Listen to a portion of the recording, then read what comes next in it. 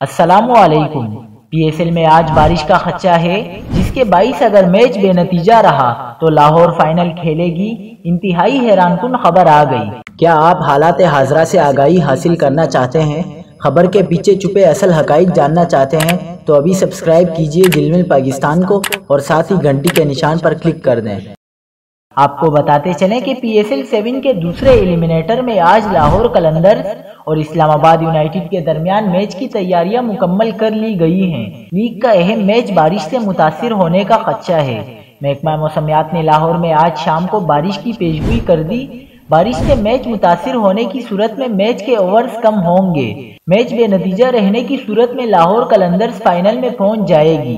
Lahore Qalandars league مرحلے میں زیادہ میچز جیتنے کے باعث فائنل تک رسائی حاصل کر لے گی۔